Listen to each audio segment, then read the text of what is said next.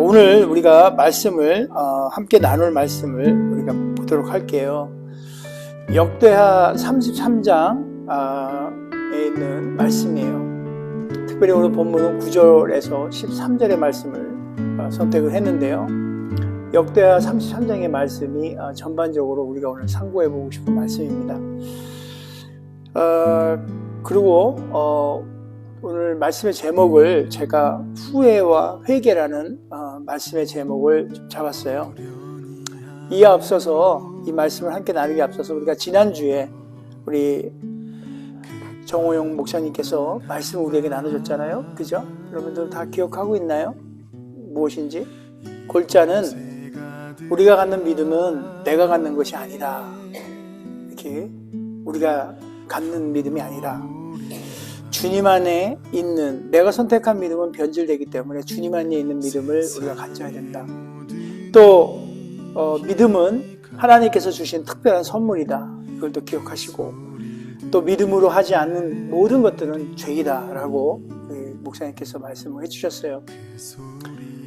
그것을 한 주간 또 고민하면서, 또 저도 말씀을 준비하면서 후회하고 회개라는 진짜 우리가 잘 알고 있는 그 단어에 이렇게 생각이 들었습니다. 그래서 고민을 하면서 도대체 후회가 뭐고 회개가 무엇일까, 이런 생각들을 해보게 됐습니다. 우리들은 삶을 살아가면서 누구나 후회를 하며 살아갑니다. 여러분 후회 다 알죠, 그죠? 후회를 한 번도 하지 않고 살아가는 사람은 아마도 단 한 명도 없을 것입니다. 우리의 인생이 늘 그렇게 후회만 하며 사는 인생이라면 정말 참 슬픈 일일 거예요. 그것도 똑같은 문제를 가지고 똑같은 일을 가지고 후회를 반복하면 아마 그것은 정말로 안타까운 일이 아닐 수 없을 겁니다. 매번 실수를 하고 또 인해 후회를 하고, 특별히 저는 말로 실수하는 그런 후회를 할 때가 너무 많아요. 엄청 많은 것 같아요. 제가 좀 특별히 좀 그런 것 같아요. 아무튼 만일 날마다 우리가 후회만 하는 삶을 살아간다면 정말 나중에 우리의 삶은 후회 막심한 그런 삶을 살 것 같아요. 요즘 들어 저는 그런 생각이 듭니다. 내 인생은 너무 많은 후회가 많았구나. 정말 후회에 막급한 삶을 살았구나. 이런 회의감마저 들곤 합니다. 더 이상 후회되는 삶을 정말 살고 싶지는 않아요. 특별히 오늘 우리 여기 계신 저와 여러분, 하나님을 경외하는 하나님의 사람들, 후회만 하는 삶을 산다면, 그런 삶을 살아간다면 그것은 정말 곤란한 일이 될 것입니다. 그래서 무엇보다도 우리는 먼저 후회할 일들을 하지 않도록 우리의 삶의 최선을 다해야 할 것입니다. 그렇지만 우리는 연약한 인간인지라 이래저래 후회할 일들이 생길 수밖에 없습니다. 후회되는 일들을 하고 또 그것을 뉘우치고, 또 그렇게 우리는 후회를 통해서 자기 성찰을 하고 삶을 뉘우치고 나아가 우리의 삶을 보다 발전시키며 살아가는 건 아닐까, 이렇게 생각도 해봤습니다. 삶 가운데 자주 늘 함께 찾아오는 후회, 심지어는 우리가 방금 누군가의 만남을 통해서 만났는데 돌았으면 후회하는 경우도 있어요.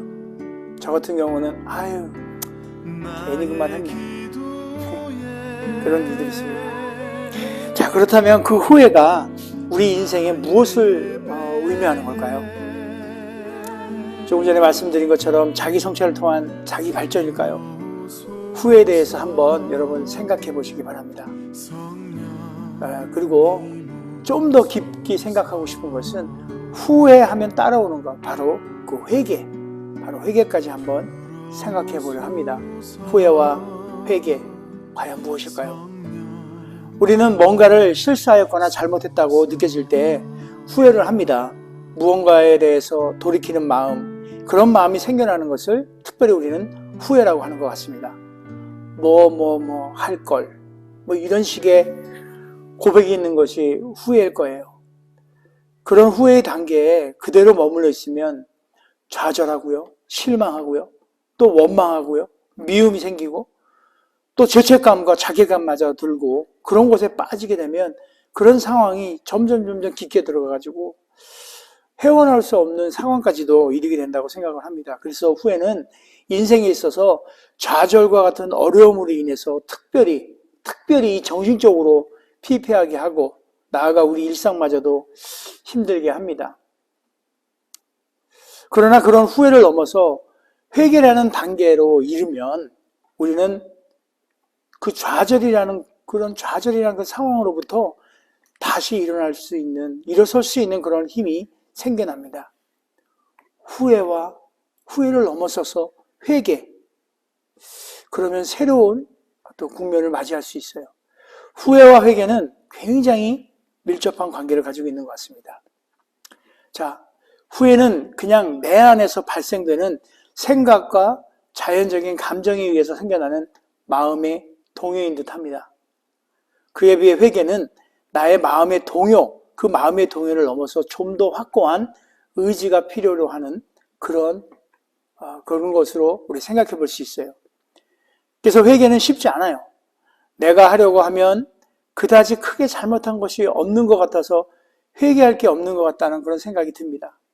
게다가 죄라고 생각되지 않는 경우와 자기의 죄가 생각나지 않을 때 회개는 이루어질 수 없는 거죠.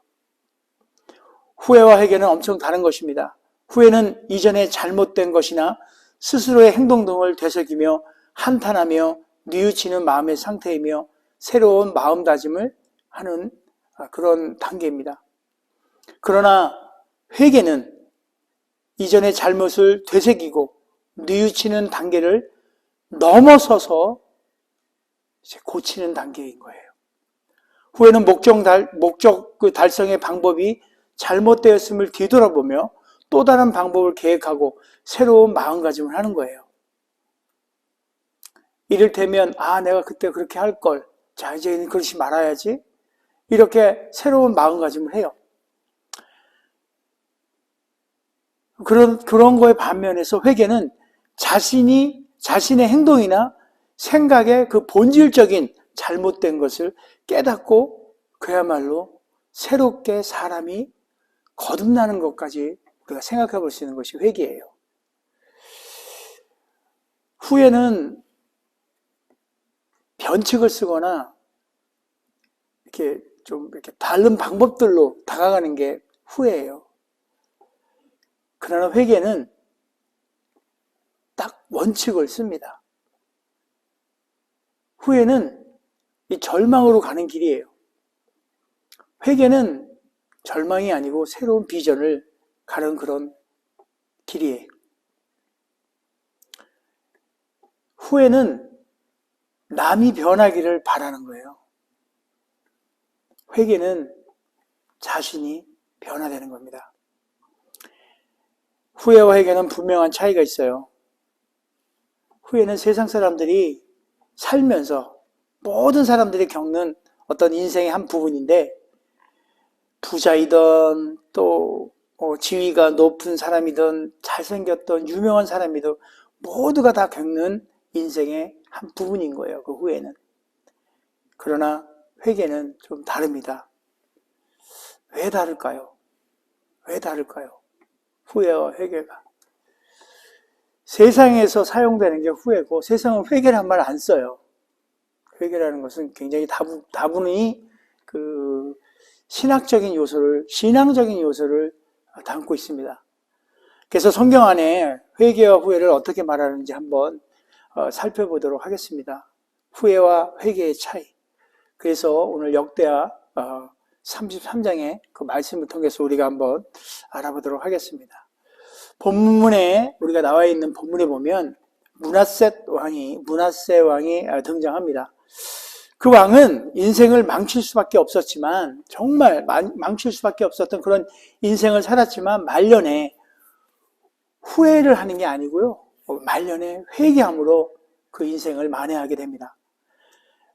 이 므낫세 왕은 이스라엘 분열왕국 시대에 남유다 왕국의 제14대 왕으로 기원전 697년부터 642년까지 무려 55년 동안 왕으로 재위했던 사람이에요.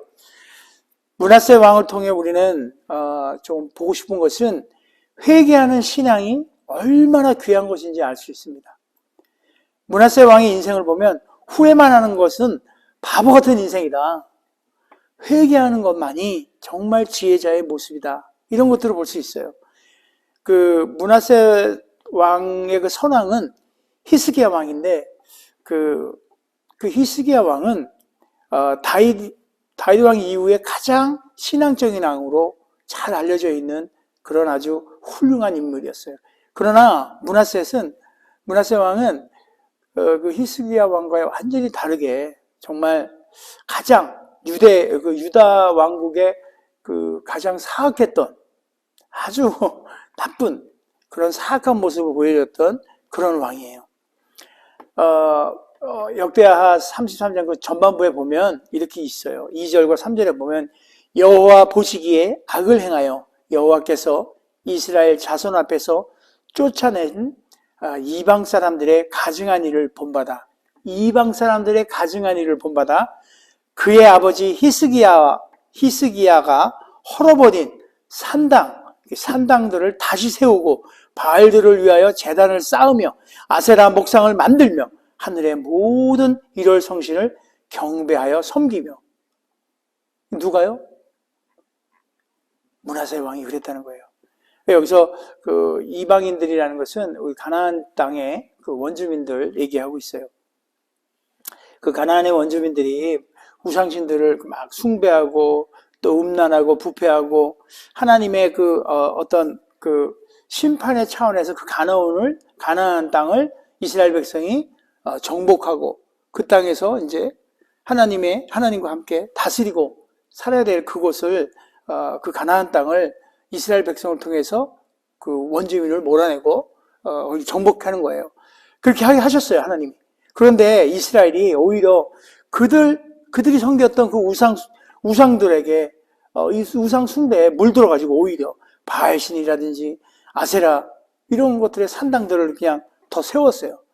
그래서 얼마나 하나님 보시기에 악한 일이에요.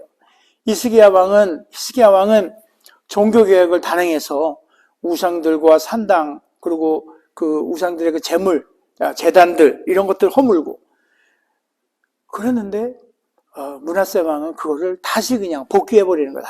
다시 세우고 심지어는 그냥 해와 달과 뭐 이런 것들 있죠. 일월 성신에다가 비나이다 하는 그런 우상 숭배까지 자행했어요. 더 가가는 것은 뭐냐면 거룩하신 하나님의 성전에 우상제단을 쌓아버린 거예요. 도저히 용납할 수 없는 일들이에요. 그리고 심지어는 여러분 아시는 그 흰놈 골짜기 있죠? 거기서 몰렉 신에게 자식들을 그냥 불태워 인신제사까지 드리는 그런 일을 자행했어요. 그 다음에 므낫세 왕이 이제 완전히 진짜 끝간으로 간 게 뭐냐면 역대하 33장 9절의 말씀에 이렇게 쓰여 있습니다. 유다 왕 예루살렘 주민이 므낫세의 꾀임을 받아 므낫세 왕의 그 꾀임을 받아 악을 행한 것이 이스라엘에서 여호와께서 이스라엘 자손 앞에서 멸하신 모든 나라보다 더욱 심하였더라. 므낫셋이 이제 백성들까지 이제 다 꼬여가지고 이들을 다 우상숭배하게 하고 아주 그냥 그렇게 한 거예요. 하나님이 쫓아냈던 그 원주민, 가나안의 그 원주민 백성들보다 더 심하고 이렇게 우상숭배를 하는 거예요. 하나님은 그러한 그의 그 가증스러운 모습을 보고 경고하십니다. 그래도 돌이키지 않자 마침내 하나님께서는 기다리다 못해 마침내 진짜 그와 그 백성들을 징계하게 이릅니다. 역대하 33장 10절과 11절의 말씀입니다. 여호와께서 므낫세와 그의 백성에게 이르셨으나 그들이 듣지 않은 거예요. 여호와께서 아수르 왕의 군대 지휘관들이 와서 치게 하심에 그들이 므낫셋을 사로잡고 쇠사슬로 결박하여 바벨론으로 끌고 간지라. 바로 아수르 군단의 그에 의해서 이가 이제 잡혀가게 됩니다. 포로 생활을 하게 되죠. 당시에는 그 아수르와 이게 아주 그냥 뭐라 그래야 될까요? 친아수르 정책을 펼쳤는데 결국 하나님께서 그들을 들어 사용해서 므낫세 왕을 포로 잡아가지고 그 다른 문헌을 통해서 얘기를 봐보면 므낫세 왕을 코를 그 짐승 끌듯이 코를 뚫어가지고 코에 고리를 묶어가지고 끌고 갔대요. 짐승처럼. 자, 그러한 일들을 당하고 잡혀가서 강제부역도 당하고 정말 일국의 왕이었는데 그런 꼴을 당하니 얼마나 정말 괴롭고 힘들었을까요? 그런 상황 가운데 우리 므낫세 왕은 정말 사악한 왕이었지만 하나님 앞에 돌이킵니다. 33장 12절에서 13절의 말씀이에요. 그가 환난을 당하여 그의 하나님 여호와께 뭐를 했다고요? 간구하고. 이 간구란 말 알죠? 간구. 정말 간절히 구하는 거예요. 제가 오늘 새벽에 정말 이 장이 꼬여가지고 정말 죽을 것 같았어요. 이 내장이 다. 그 애간장이 끊어진다는 말 있잖아요. 그 애간장이 끊어질 듯한 마음으로, 간장이 녹을 것 같은 마음으로 구하는 거예요. 그렇게 간구한 거예요. 끊어질 것 같은 그 내 장이, 내 간장이 다 내 장에 있는 게 끊어질 듯한 그 간절함으로 여호와께 간구하였더니 그의 조상들의 하나님 앞에 크게 겸손하다는 거죠. 낮췄다는 거예요. 그동안 했던 모든 것들을 후회했지만 후회한 거에 넘어서서 바로 후회를 넘어서는 이 장면이에요. 기도하였으므로 하나님의 그의 기도를 받으시며 그의 간구를 들으시사 그가 예루살렘에 돌아와서 다시 왕위에 앉게 하심에 므낫세가 그제서야 여호와께서 하나님이신 줄을 알았더라. 아까 말씀드렸듯이 후회는 혼자 하는 거예요. 회개는 혼자 할 수 없어요. 성령 하나님께서 함께 해야지만이 회개가 이루어집니다. 그래서 포로지에서 진짜 이 므낫세 왕은 정말 회개하고 여호와 하나님께 눈물로 기도했을 거예요. 그래서 하나님은 그 기도에 응답해 주셨고 다시 왕위를 복귀합니다. 므낫세 왕은 이런 일련의 과정 속에서 여호와 하나님이 정말 살아계심, 참 하나님이심을 절실하게 체험합니다. 이렇게 해서 그는 지난 세월 동안 하나님께 범죄하고 타락했던 과오를 싣고 그의 인생을 만회합니다. 아쉬운 면이 있지만 진짜 천만다행이에요. 돌이켰으니. 그러니까 하나님의 은혜는 이렇게 놀라운 것입니다. 므낫세 왕과 같이 악한 사람이라도 회개하면 받아주시는 은혜예요. 흔히 우리가 다른 사람을 바라볼 때 우리는 나름대로 우리의 기준을 정해놓고 그러는 거예요. 용서받을 수 있는 자, 용서받지 못할 자. 이렇게 우리가 우리 마음대로 구분을 합니다. 그렇지만 우리 공의의 하나님께서는 절대 구분하지 않습니다. 그 어떤 죄인이라도 회개하면 얼마든지 우리 주님은 용서해 주시고, 예수님이 십자가에 못 박혔을 때 좌우에 있던 그 강도 두 사람 또한 정말 극악한 죄인들이었잖아요. 평생 죄를 지고 살던 사람들이었어요. 그럼에도 불구하고 한쪽 강도가 회개하자 예수님께서는 그를 용서해 주시고 그가 천국에 들어갈 것을 약속하셨어요. 하나님 앞에 회개하는 그 귀한 일, 누구든지 구원과 축복으로 나아갈 수 있는 그런 계기가 됩니다. 그래서 우리 바울 선생님은, 그 바울 사도는 고린도후서 7장 10절에 이런 말씀을 해요. 하나님의 뜻대로 하는 근심은 후회할 것이 없는 구원에 이르게 하는 회개를 이루는 것이요 세상 근심은 사망을 이루는 것이다. 후회를 하면은요, 우리가 근심되잖아요. 걱정하는 거예요. 후회하면서. 그럴걸. 이 근심은요, 후회에 따라온 세상의 근심은 사망이 되잖아요. 그러나 하나님 뜻대로 하는 근심, 후회할 것이 없는 구원에 이르게 하는 것은 바로 회개라는 거예요. 회개.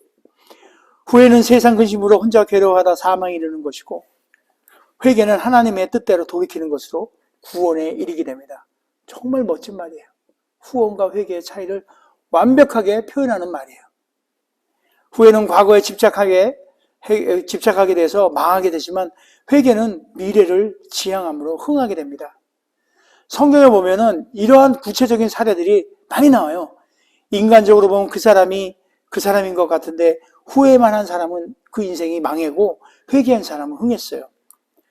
우리 한번 가장 대표적인 예를 한번 생각해 보면 바로 베드로와 가룟 유다의 케이스예요. 두 사람 모두 예수님을 배신한 사람들이에요.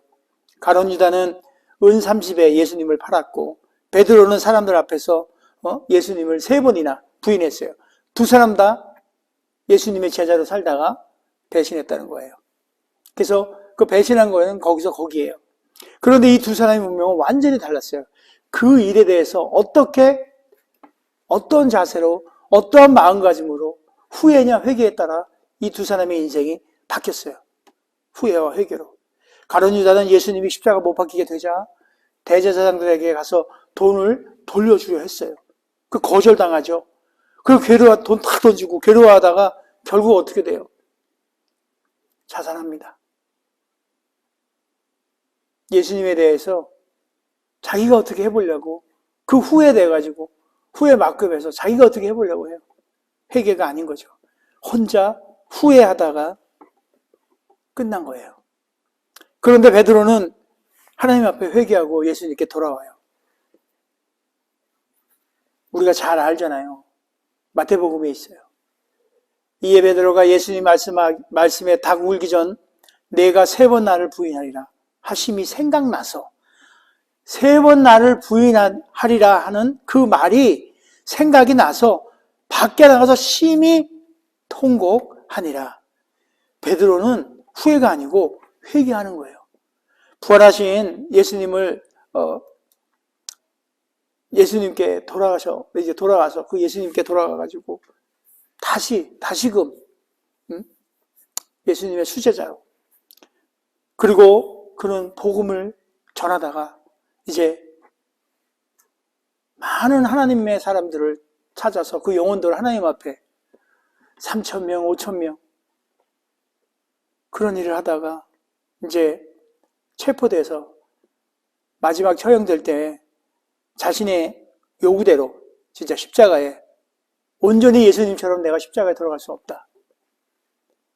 그래 그냥 거꾸로 매달려서 순교합니다. 아마도 가룟 유다는 그렇게 후회해서 사망의 길로 갔고 베드로는 회개함으로 말미암아 아마도 그는 지금 천국에서 빛나는 영광 가운데 있을 거라 믿습니다. 후회와 회개가 다른 진짜 이유는 후회는 아까 말씀드렸듯이 후회는 내가 해요. 내가 막 근심하고 걱정하고 내가 하는 거예요. 그러나 회개는 성령님과 함께하는 겁니다. 우리가 생각해야 될 것 중에 가장 큰 것 중에 하나는 하나님과의 관계예요. 십자가를 형상적으로 우리가 생각해 보면 위아래로는 하나님과의 우리 관계예요. 또 좌우로는 내 주변에 있는 내 가족들, 형제, 직장 동료, 교우들 모든 이 십자가의 관계 가운데 우리가 후회만으로는 될 것이 아니라는 생각을 해봅니다. 회복이 되려면 후회가 아니고 회개가 되어야 되는 줄 믿습니다. 우리의 신앙이 그렇듯이 그동안 하나님께 지은 죄들과 죄 가운데 사는 이 모든 것들이 후회스러운 일인 건 맞아요. 그러나 그걸로 끝나면 되는 게 아니고 회개 가운데 우리가 있어야 할 줄 믿습니다. 그러기 위해선 성령의 도움이 있어야 온전한 회개를 이루어 거룩해짐으로 하나님 안에서 온전한 그 기쁨과 평안을 누릴 수 있는 것입니다. 내 뜻대로 내 마음대로 삶을 사는 자들과 성령의 인도하심으로 삶을 살아내는 그런 자들의 이야기는 성경 곳곳에 많이 등장해요. 그렇죠? 후회와 회개의 다른 삶의 이야기들이 많이 나오고 있습니다. 특별히 우리가 잘 알고 있는 사울 왕하고 그 다음에 누구죠? 사울 하면 생각나는 다윗 왕이죠. 사울 왕의 경우는 후회는 해요. 후회는 하지만 회개에 이르지 못하고 결국 비참한 최후를 맞이합니다. 그죠? 그에 비해 다윗 왕은 우리가 잘 알듯이 충신, 우리야 장군의 그 아내였던 바세바를 범함하고 또 그 증거를 인멸하고자 또 우리야 장군도 죽이고, 이러한 정말 어찌 보면 사울 왕보다 더 죄질이 나쁜 그 죄를 저질러요. 그럼에도 불구하고 다윗 왕은 나단 선지자가 와서 책망할 때 철저히 회개합니다. 사무엘하 12장 13절의 말씀이에요. 다윗이 나단에 이르되, 내가 이제 철저한 회개를 하는 거예요. 나단 선지자에게. 내가 여호와께 죄를 범하였노라 하며 나단이 다윗에게 말하되, 여호와께서 당신의 죄를 사하셨나니 당신이 죽지 아니하려니와. 이렇게 쭉 이어집니다. 이렇게 성령의 말에 귀를 기울이고 이내 자신의 죄를 자복하고 회개하고 이내 하나님께로 돌아선 다윗 왕, 이게 바로 다윗 왕을 성군이라고 부르게 되는 이유일 것입니다. 그가 정말 완전 무결했고 하나님 앞에 온전하고 이런 얘기를 하는 것이 아니라 범죄를, 그러니까 죄를 범하였지만 회개하고 새로운 모습으로 변화되게 하나님께서 용서하시고 그를 받으시고 성군이 될 수 있었던 것 같아요. 기억하고 싶은 것이 있습니다. 하나님은 우리가 실수도 하지 않고 죄도 짓지 않는 그런 하나님의 자녀로 살기를 기대하실 겁니다. 그러나 우리는 예수 믿고 죄사함 받은 후에도 우리의 그 연약한 죄성으로 말미암아 계속 실수하며 죄를 범하고 맙니다. 그게 솔직한 우리의 현실이에요. 그렇다고 할 때, 그게 우리 현실이라고 할 때 하나님이 정말 기뻐하는 것은 뭘까요? 바로 회개입니다.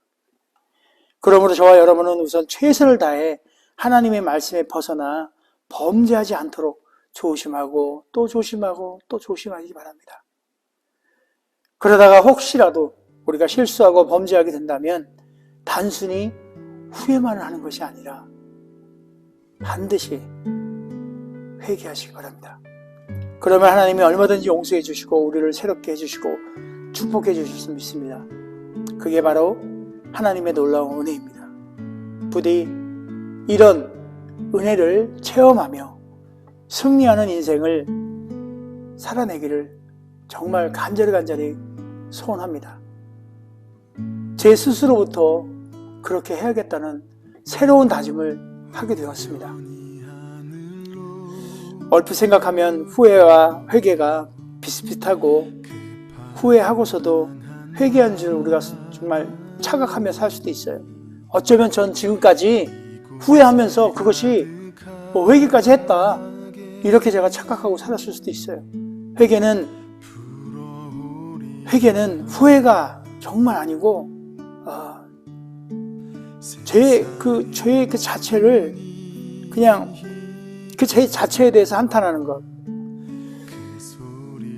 죄를 지어서 내게 닥쳐올 어떤 불이익이나 어떤 어려운 환경이나 형벌이나 두려움이나 이런 것에 대해 염려하는 것이 아니라 내가 지금 그 죄로 인하여 결과적으로 생겨날 문제에 대해서 우리가 생각해 볼 필요가 있어요. 무엇보다도 이거예요. 가장 우리가 생각해야 될 것이 뭐냐면 그러한 죄를 통해서 그것으로 인해 정말 가슴 아파할 우리 예수님을 생각해 봐야 하는 거예요. 내가 지은 그 죄를 용서하시고 그 대가를 치르기 위해 십자가에 달려 돌아가시기까지 그 목숨까지 내놓고 그 온갖 치욕과 고통을 다 감수해내며 돌아가셨던 그분, 그 예수 그리스도를 생각하면 그분이 가슴 아파야 될 그 내가 지은 그 죄, 내가 돌이키지 못하는 그것들을 그분이 안타까워하고 가슴 아파할 그것을 우리가 생각해 봐야 돼요. 회개를 위한 필수 조건은 자신의 죄를 진정으로 한탄하고 죄인 모습 그대로 이렇게 하나님 앞에 나아가는 겁니다. 그리스도의 은혜, 곧 그분의 능력이 우리를 진정한 회개로 이끈다는 그런 말이에요. 바로 베드로가 3번 부인하고 돌이켰던 회개, 다윗이 그 엄한 죄를 짓고도 성령의 말씀을 듣고 해왔던 그 회개, 다 그런 것들이에요. 바로 예수 그리스도 성령 하나님의 그 능력에 붙잡힌 그들의 회개입니다. 하나님은 우리에게 후회 대신 회개할 것을 요구하십니다. 후회는 자기 혼자 하는 것이 아니지만 후회는 자기 혼자 하는 것은 아니라고 아까 말씀드렸죠. 회개는 자기 혼자 하는 게 아니다. 회개는 하나님 앞에서 아까 초반에 말씀드렸듯이 무릎을 꿇고 웅크리고 머리를 두 무릎 안에 진짜 간장에 끌어들이시듯한 그런 강구한 그 하나님 앞에 그렇게 하는 거예요. 후회만 하면 인생을 그르치지만 회개를 하면 삶이 새로워지고 승리하는 복된 인생이 될 수 있습니다. 아무쪼록 저와 여러분은 후회 대신 회개하는 삶을 살기를 간절히 바랍니다.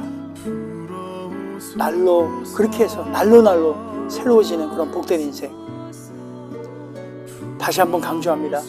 회개는 우리가 노력한다고 되는 것이 아니라 내가 회개하려고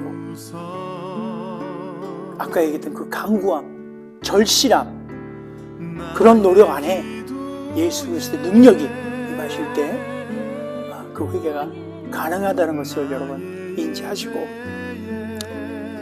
그분께 어디까지나 언제까지나 항상 그렇게 맡기고 하나님의 용서하시는 그 능력이 내 안에 정말 차고 넘쳐 이전의 잘못을 가슴 아프게 여기고 정말 되풀이되지 않는 진정한 회개의 경험을 하루하루 이뤄내고 그렇게 회개의 삶이 쌓여져 있는 하나님이 기뻐하는 그 인생이 우리의 인생이 되기를 간절히 소원하고 기도합니다.